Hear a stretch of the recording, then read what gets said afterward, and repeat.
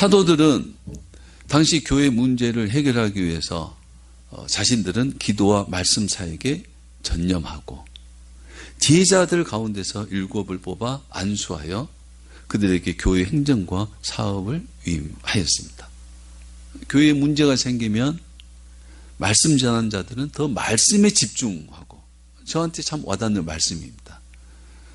말씀에 더 집중하고, 교회 행정과 사업은 또 교회 안에 제자들 중에 제자, 교인들이 선출한 분들에게 맡기는 것이 참 바람직하다라고 생각이 됩니다. 목사가 다 하려고 하면 오히려 그게 더 문제가 되는 것도 같습니다.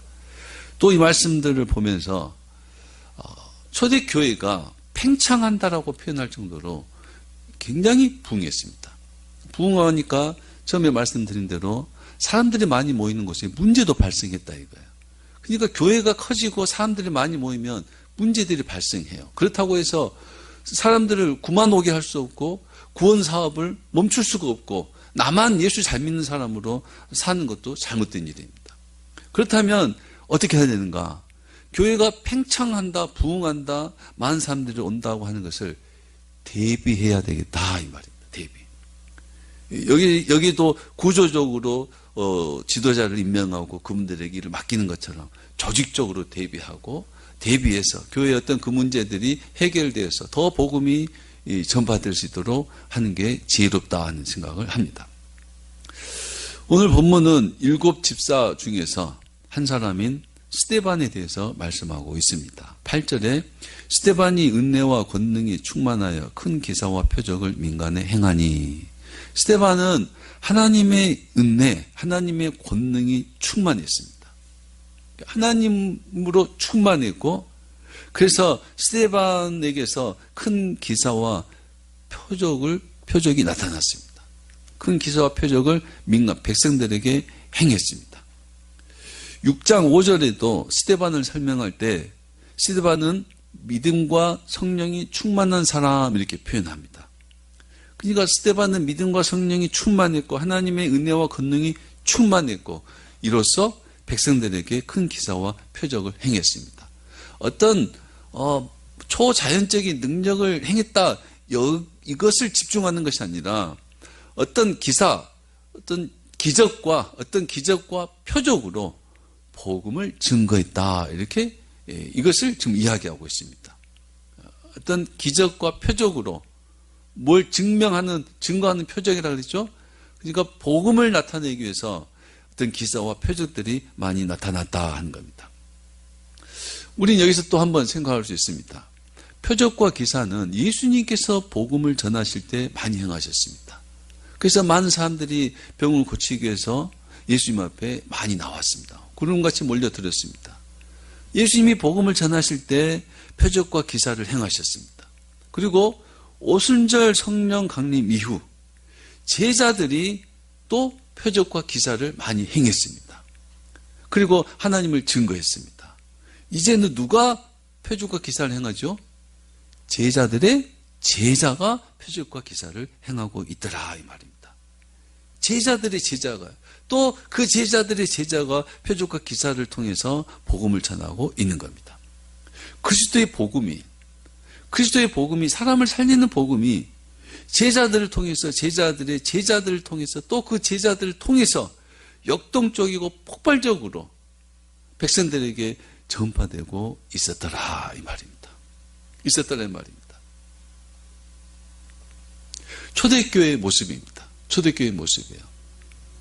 역동적으로 어떤 표적과 기사들이 나타나고 부인할 수 없는 하나님의 역사 속에서 그리스도의 복음이 진리고 참되고 하나님이 살아계시다는 것을 증거를 입으면서 복음이 전해지고 그들이 예수님을 영접하고 크리스찬들이 되어가고 있었습니다.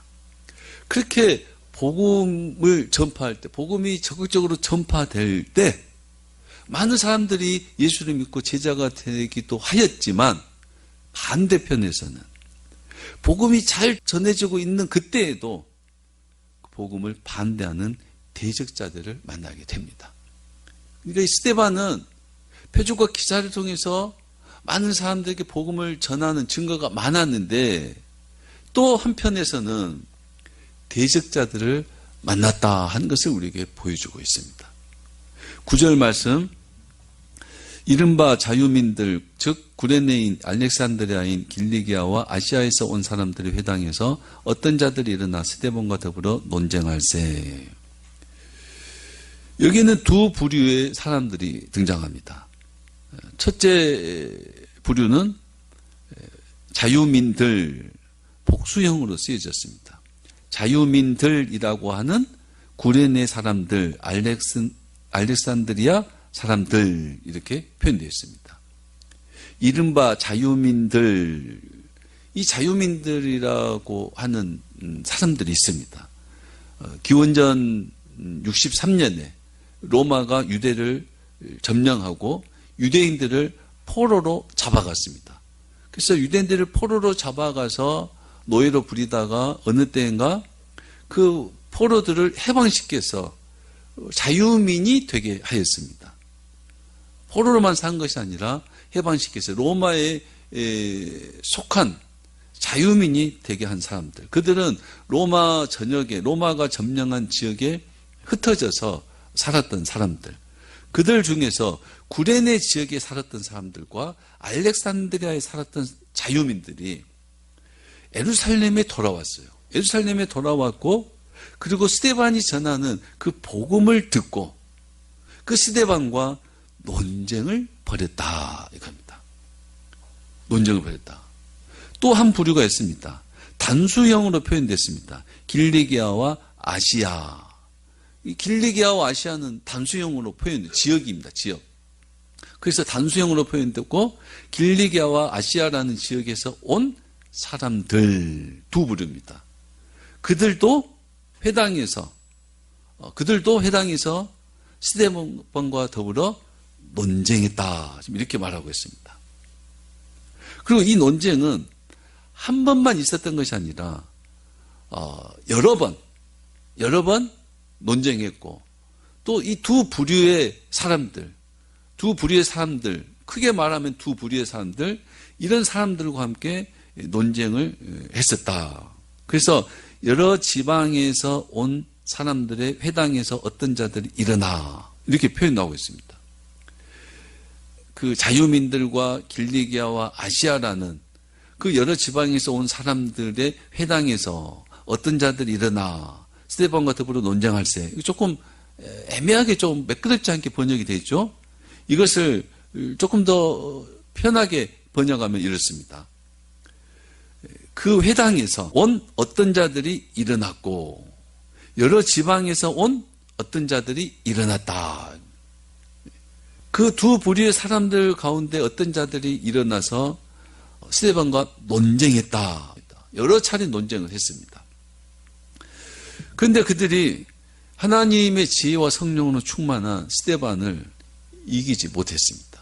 논쟁에서 이길 수가 없었습니다. 10절에 스데반이 지혜와 성령으로 말함을 그들이 능히 당하지 못하여 이렇게 표현하고 있습니다. 논쟁에서 그들이 스데반을 이길 수가 없었어요. 스데반을 부정할 수가 없고 스데반을 어떻게 할 수가 없었습니다. 스데반을 그들이 능히 당하지 못하여, 여기에서 보면 당하지라는 표현이 중요합니다. 당하지 이 말은 대적하다, 대항하다, 거역하다, 반대하다 이런 뜻입니다.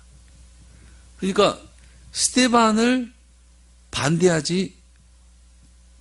수 없었다 이런 뜻입니다. 능히 할 수 있다 이런 뜻이에요. 그러니까 그들은 논쟁에서 스데반을 반대할 수 없었다, 대적할 수 없었다, 대항할 수 없었다 이 말입니다. 무슨 말이냐면 이 두 부류 여러 사람들이 스데반과 논쟁을 할 때 그들은 스데반과 논쟁을 통해서 진리와 선을 탐구하고 추구하는 것이 아니었다는 겁니다. 그들은 스데반과 논쟁을 통해서 스데반을 대적해서 스데반을 반대하고 스데반을 납작하게 이겨서 스데반이 전하는 복음을 부정하려고 했다는 겁니다. 스데반과 싸워서 이기려고 논쟁한 것이지 논쟁을 통해서 진리를 얻고자 했던 것이 아니었다는 겁니다. 그래서 이 사람들의 논쟁은 그저 반대를 위한 논쟁이었을 뿐입니다. 복음을 저지하려는 논쟁이었습니다. 그리스도가 진리다, 그 진리를 부정하려는 논쟁이었습니다. 예수님께서 복음을 전하실 때에도 제사장들이 복음을 들었습니다.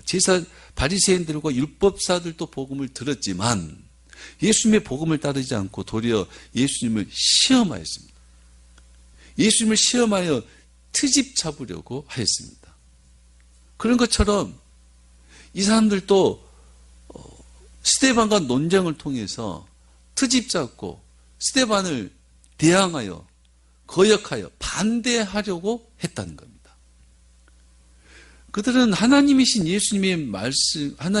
예수님께서 말씀하셔도 듣지 않는 사람들이었습니다. 스데반은 하나님의 지혜와 성령이 충만한 스데반이었습니다. 그러니까 하나님의 지혜와 하나님의 성령으로 말해도 그들은 듣지 않고 따르지 않고 어떻게 해서든지 스데반을 이기려고만 했던 사람들이었다는 겁니다. 그들은 하나님의 성령으로 하나님의 지혜로 설득을 당했지만 스데반을 반대할 수 없다는 걸 알았지만 설득을 당했지만 스데반을 따르지는 않습니다. 여전히 그들의 고집과 아집으로 자기들만 주장하는 사람들이었습니다. 우리가 볼 때는 사실상 논쟁의 가치가 없는 사람들입니다. 그냥 싸우려고만 하는 사람이에요. 옳은 것을 탐구하는 논쟁이 아니라 싸우려고만 하는 사람들입니다. 하나님은 그들의 반대 논쟁에 하나님의 지혜와 성령으로 대답을 했습니다. 그러면 하나님의 성령의 음성을 듣고 하나님의 지혜의 말씀을 듣고 그렇구나라고 자기를 낮추고 내려놓고 자기를 부인하고 하나님의 그 말씀에 귀를 한 번 더 기울이는 것이 아니라 내 생각을 바꾸는 것이 아니라 그들은 뭘 위한 논쟁이요? 반대를 위한 논쟁이었다는 거예요. 막무가내로 절대로 하나님의 음성을 들어도 따라오지 않는 자들이었다는 겁니다. 바리새인들처럼 제사장들처럼 여기 스데반과 논쟁한 사람들도 그렇더라 이 말입니다.